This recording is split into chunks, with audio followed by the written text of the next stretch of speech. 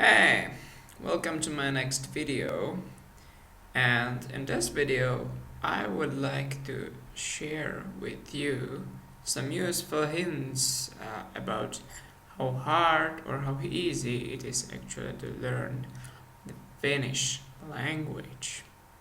Well, yeah, so for the beginning, let's discuss the motivation.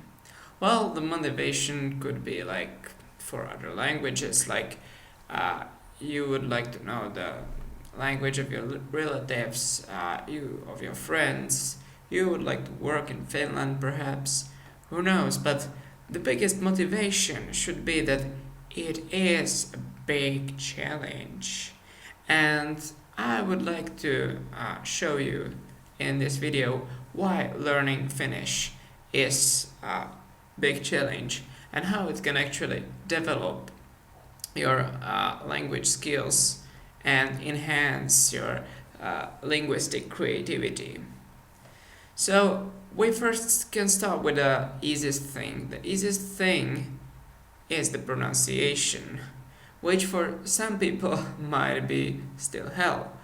But provided that your mother tongue does actually use some simple phonetic system, which can be like the case of French, which can be case of Spanish, which can be case of Czech language, or well, I would say almost like most of the languages in Europe, but it's not the case for English.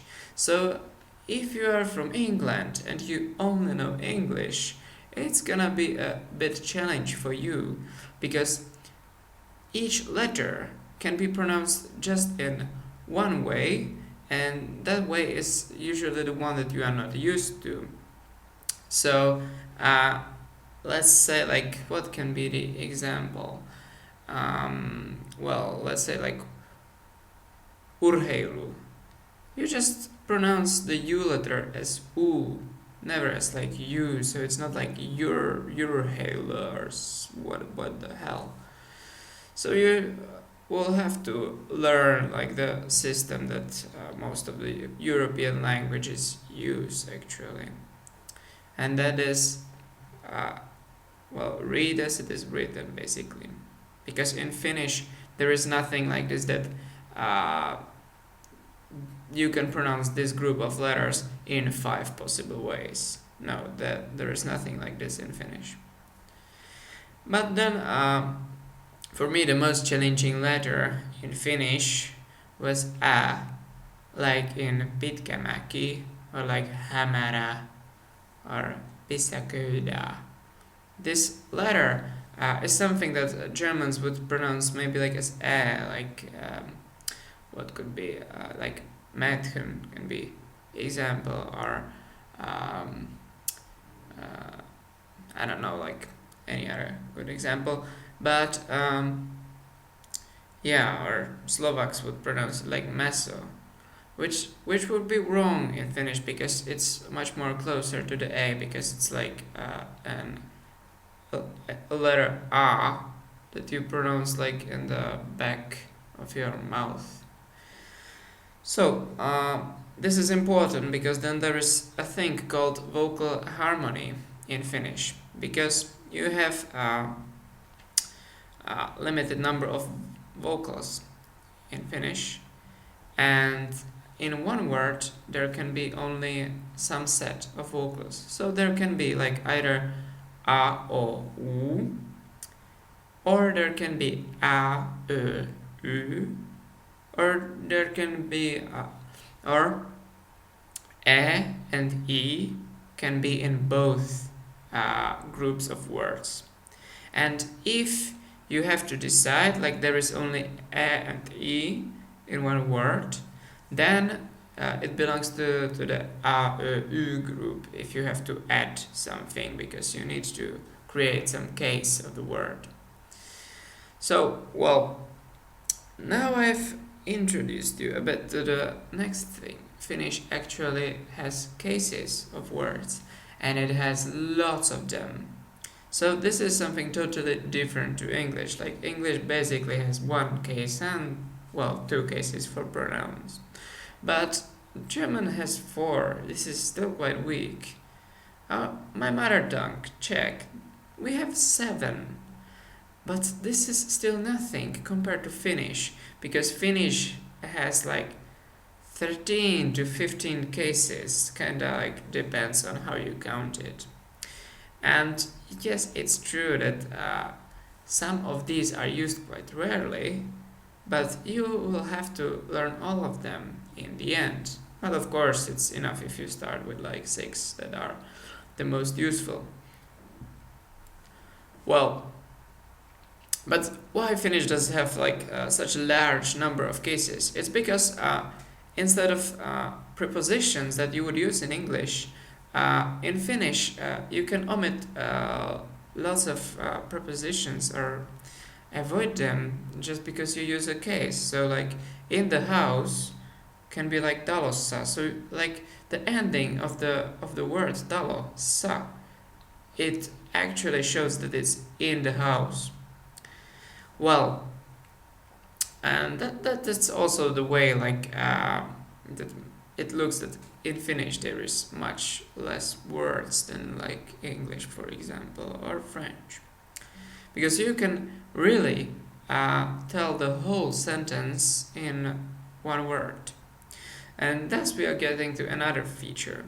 Finnish is an agglutinative language. That means that instead of adding some words, you just add suffixes and prefixes, and thus you make one word that is really long.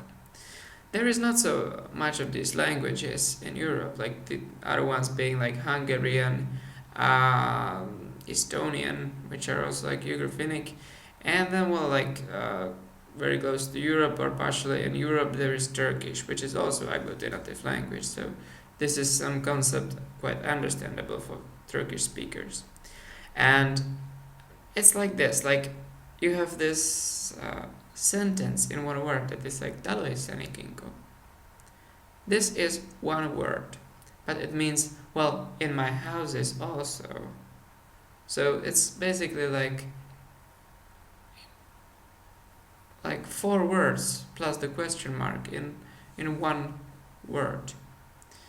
But don't worry, because it tends to get much more simple when people speak to each other. Like they are not able to do this like very difficult computation, so that would like they would like break up the word. And well, so yeah, then let's get to conjugation. Conjugation in Finnish is maybe not that hard, since there are just like 6 ways how to conjugate the verb depending on its ending.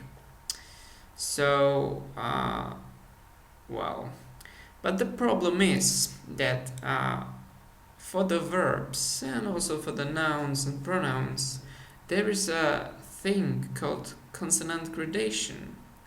That means that you have to do lots of times like some changes in the word, like almost in their core. Like an example, like katu is street, but on the street is kadulla, because for some reason it just would not sound good if it would be katulla.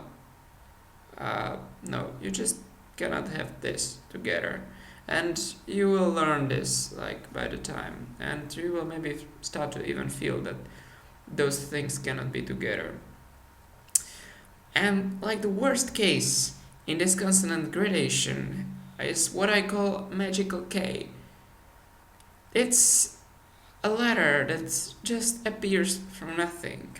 An example can be Malta, which is to lie down in Finnish, and like I lie down would be makaan, sinä makaat, and like this. So like this is very hard to like, so you have to think like, oh, it's like this kind of a suspicious word, so well it would be perhaps like weird to have 3 vowels together, so you must put K there because then you are able to pronounce it. Well, and like there are like patterns that you should learn basically, and what was useful for me is that you just know one word by heart, and it doesn't have to be the one that is in your book, and then you know just like okay, this word is similar, so let's conjugate it like this. Like for example, like uusi is new. If you know how to conjugate, how to declinate uusi, then you can also declinate susi, for example, kuusi, and I'm in the tree now, and lots of others like this. So, well, but you will end up learning like 30 or even more patterns of how to declinate a word in these 14 cases, plus the plural, of course. And, well, yeah, and then like you also have to figure out how to add like personal endings. So, for example, like koira is a dog, koirani is my dog, and you can add like all the pronouns like this in the end. Like koirasi would be your dog, and koiramme would be our dog, and hänen koiransa would be his dog.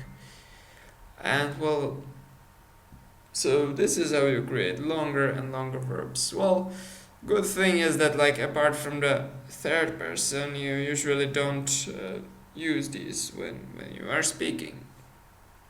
So you would say like mun koira instead of koirani. Then there are tenses. Tenses are luckily quite similar to the English language. So you basically have like present, then you have present perfect, then you have like past and past perfect, and the usage is quite similar actually. But then you need to learn the vocab. And the tricky thing with Finnish is that Finnish somehow doesn't follow like international pattern. So in this way, it's maybe like as hard as German, and I would say that even harder because the number of the words that are like just in Finnish is like crazy.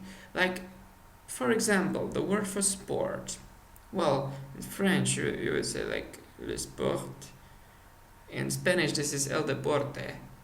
In Czech you would say sport, but in Finnish it's urheilu.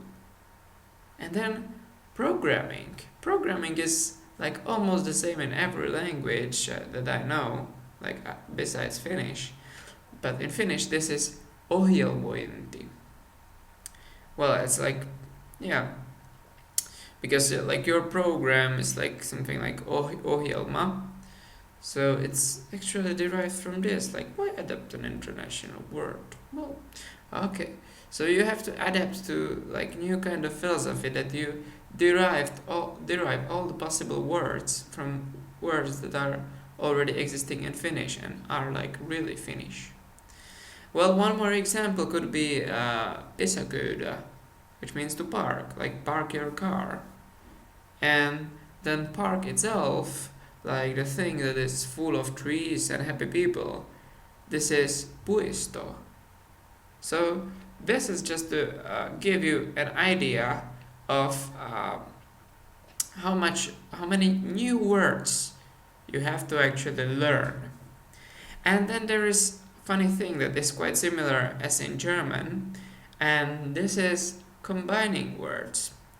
Well, sometimes the combinations are really funny, like for example, lohikäärme.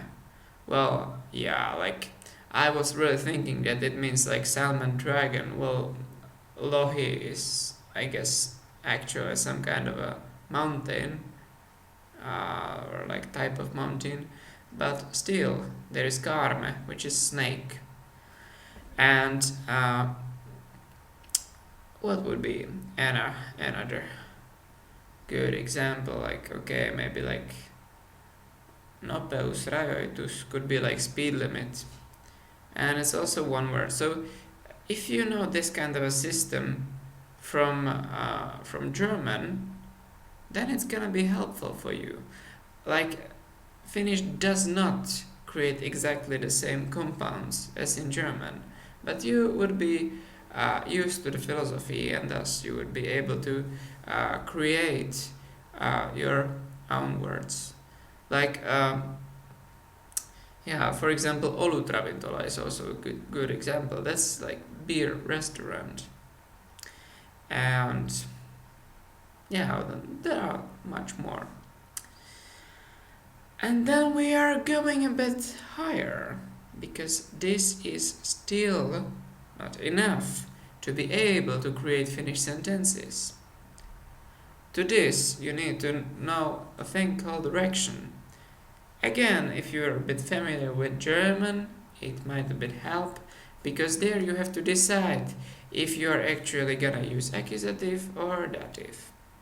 Well, Finnish is one level up above this, because there you have to decide among like 7 cases which you can actually use.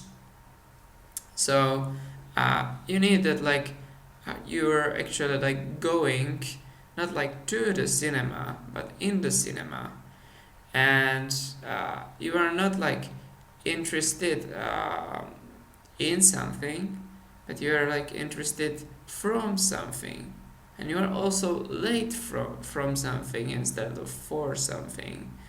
And yeah, and you need to acquire all of these.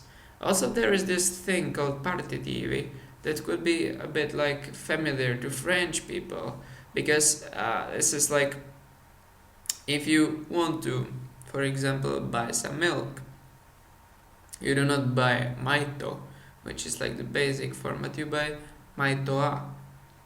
And so if you know a bit French, this might also help you in this way. And well, then we are slowly getting to the great boss, because once you know all of these things, you can start competing with puhukieli. Puhukieli is spoken language. And the fun is that once you learned how to do all this stuff and like declinate every word, then you have to be able to like cut all these things and make them shorter, because no Finnish people have time to actually pronounce these words as long as they are, and they don't have enough time to think of these suffixes and whatever. So when they are speaking together, they would not produce overly long words. Those can be found in books, official documents, or even like when you are like looking for some job, the job the job offer could include these very long words and cases that are rarely used. But if you are speaking in the street, this is a bit different. So yeah, like there is a special case, for example, for like saying like with something. But when you are speaking in puhukieli, which is like spoken language, you do not never use a case for this, but you use like a normal genitive plus the word kanssa. So like you say like with me would be like mun kanssa, instead of like, well, I really don't know like how to say it like in official speech right now, but you would use a case for this.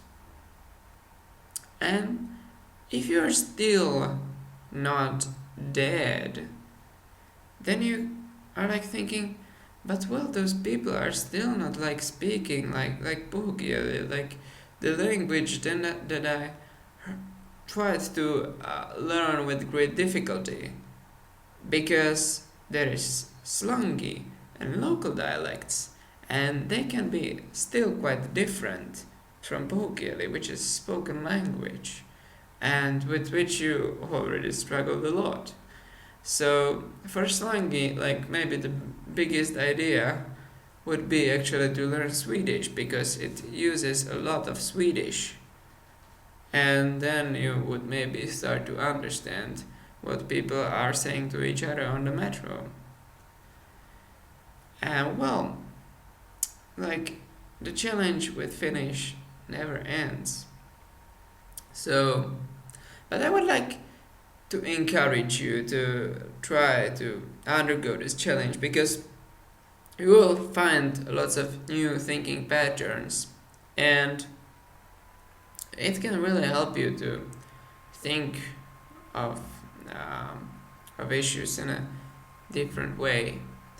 Like, for example, if we think about ownership, Finnish doesn't have a verb like to have. Well, there is like artificial one, that is omata, but people do not use it. Instead, they say, like, as they say in Russian, by me. Well, like, there is, but basically by me is, or by you is, and or like on me as well. It kind of depends on the translation, and this is something a bit different. Like, it's not like you would directly like own it. No, it's just by you. So things like this can make you think in a bit different way, and this is also something very useful that you can learn with Finnish.